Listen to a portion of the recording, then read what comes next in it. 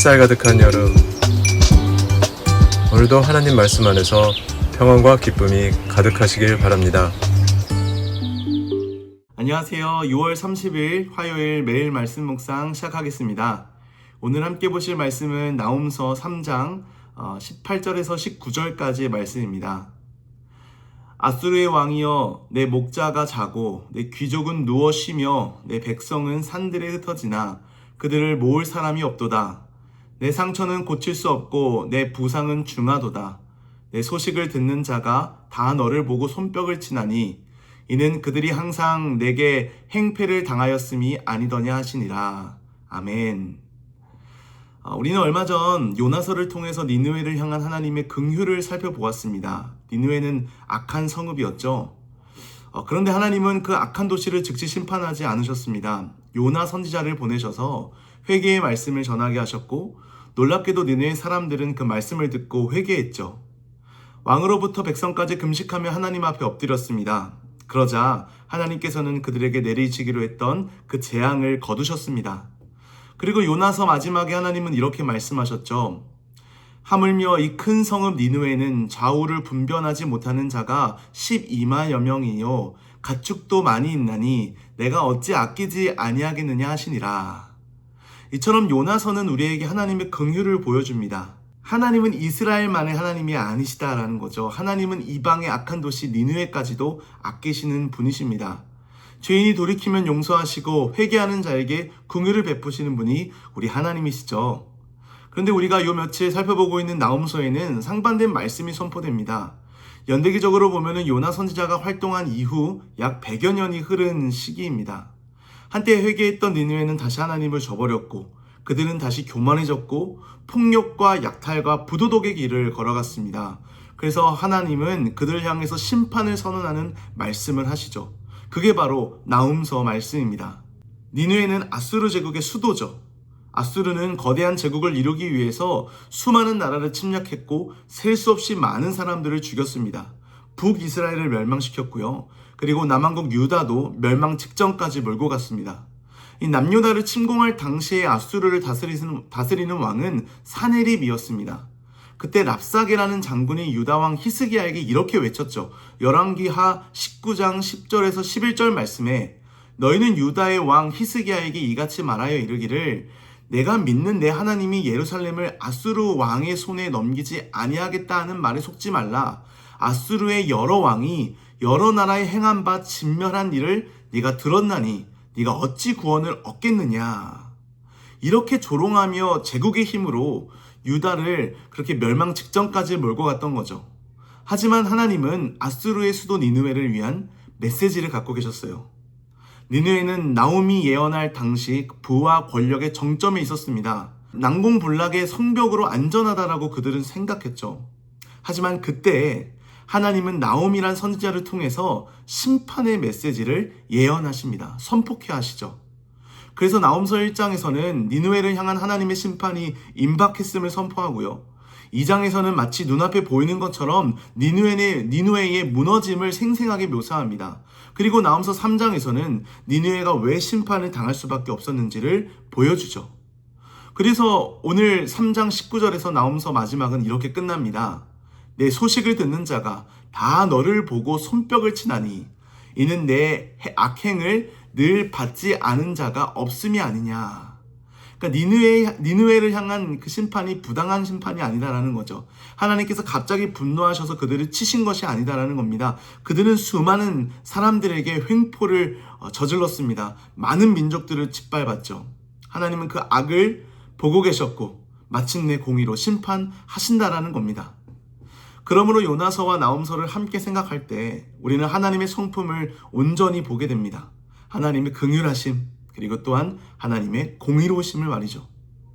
하나님의 긍휼은 악을 묵인하는 것이 아니며 또한 그분의 공의는 잔인한 복수가 아니다라는 겁니다.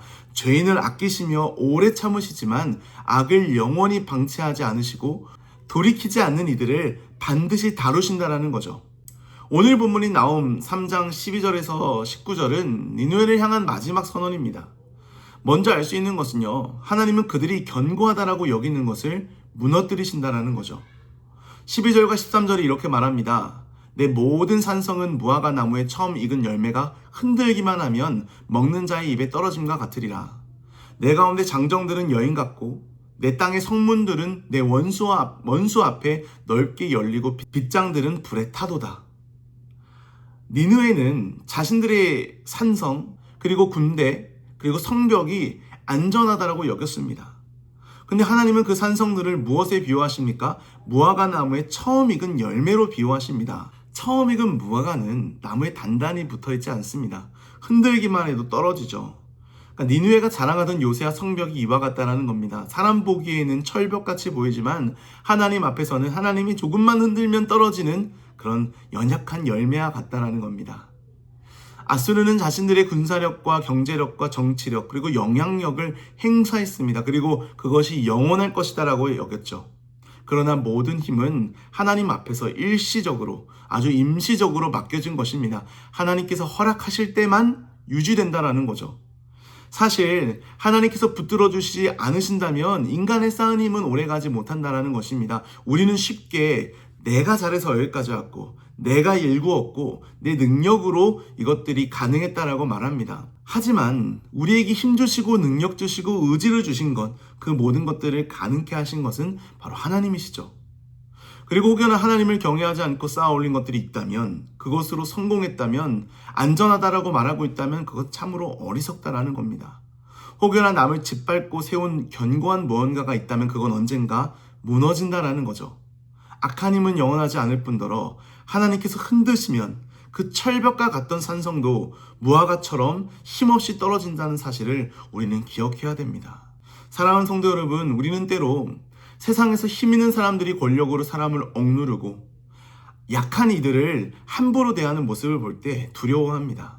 그러나 하나님의 공의는 우리에게 분명히 선포하는 거죠. 아무리 어떠한 사람을 억누르는 힘이 있다라고 할지라도 하나님보다 강하지 않습니다. 인간의 성공도 악인의 형통도 유한합니다. 하지만 하나님은 무한하신 분이시죠. 그분의 공의와 심판과 통치는 영원하십니다. 그러므로 악인의 권세에 두려워 떠는 것이 아니라 반대로 그 성공을 부러워하며 불의한 방식의 마음을 뺏기는 것이 아니라 그들이 쌓아올린 그 성벽을 고대하면서 소망하는 것이 아니라 하나님의 공의를 의지하며 그렇게 오늘도 명예로운 그리스도인으로서 살아가는 저와 여러분 되시기를 간절히 소망합니다. 이어서 16절과 17절이 이렇게 말합니다. 네가 내 상인을 하늘의 별보다 많게 하였으나 느치가 날개를 펴서 날아감 같았고 내 방백은 메뚜기 같고 너의 장소들은 큰 메뚜기 떼가 추운 날에는 울타리에 깃들였다가 해가 뜨면 날아감과 같으니 그 있는 곳을 알 수 없도다. 니느웨는 상인들이 많았습니다. 세계의 귀한 것들이 그 도시로 흘러들어왔죠. 하지만 그것은 폭력으로 끌어모은 풍요로움이었습니다. 다른 민족의 눈물 위에 세운 번영이었습니다. 근데 심판날이 오자 그 많던 상인과 장수들이 메뚜기처럼 날아가 버린다라고 하죠. 모두 흩어진다라는 겁니다. 이것이 불의한 체제의 특징이 아닌가요? 잘 될 때는 사람이 모입니다. 이익이 있을 때는 함께하죠. 힘이 있을 때는 충성을 말합니다. 그러나 무너지기 시작하면 어떻게 되나요? 떠납니다. 왜 그럴까요? 그저 이익을 위해서 모였기 때문이죠. 그냥 큰 힘 앞에 두려움으로 모였었기 때문입니다. 많은 이들이 더 가지고 더 커지고 더 올라가라고 말합니다. 먼저 그것만 생각하라고 하죠. 하지만 우리는 분별해야 됩니다. 더 성공하고 더 발전하고 더 가지면 좋겠지만 때로는 멈추어야 할 때가 있다는 거죠. 낮아지고 자족해야 될 때가 있다는 겁니다. 사랑하는 성도 여러분, 하나님이 주신 분량 안에 머무는 것이 지혜인 줄을 믿습니다.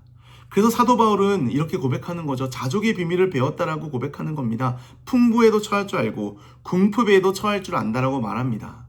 주어진 상황을 분별하고 때를 따라 돕는 은혜를 경험하는 것.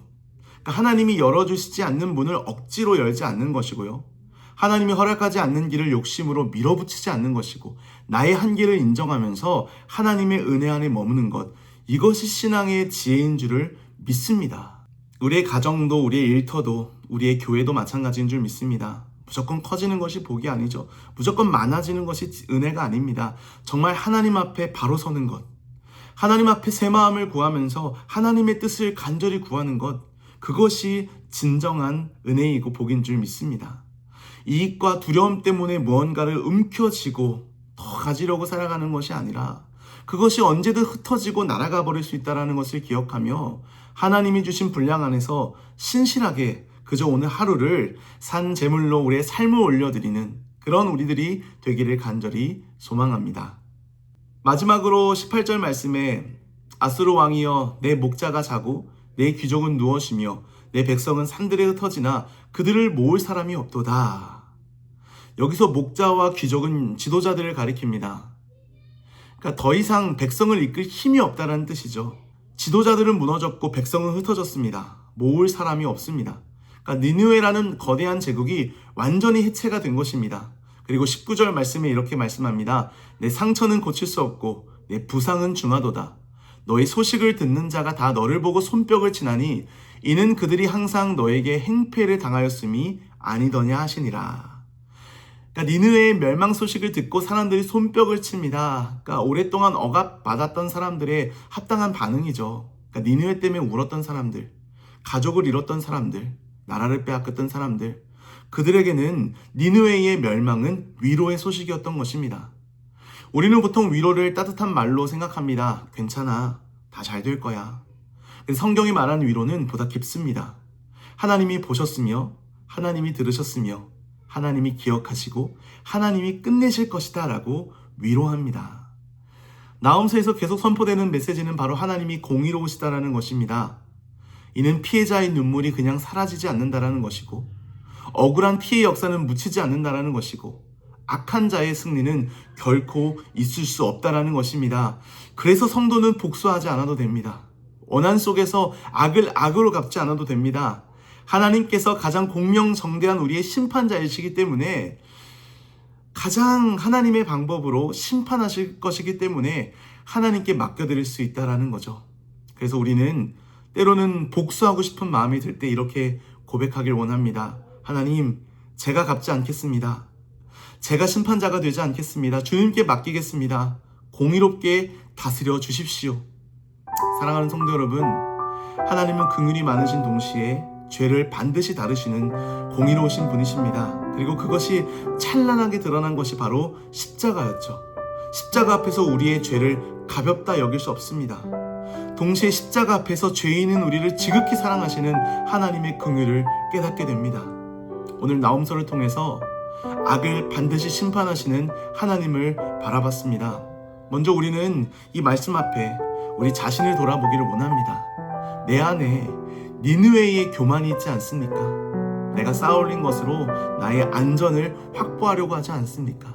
나의 안전과 풍요와 안락을 위해서 누군가를 희생시키고 불의를 가볍게 여기지는 않았습니까? 내가 가진 힘과 말과 자리로 누군가를 억누르고 있다면 우리는 십자가를 의지하며 회개해야 됩니다. 하나님 앞에 용서를 구하며 하나님께 돌이켜야 됩니다. 동시에 불의와 횡포로 그 억압과 억울함 가운데 그렇게 마음의 어려움 가운데 계신 분들이 계십니까? 하나님의 공의를 신뢰하시길 바랍니다.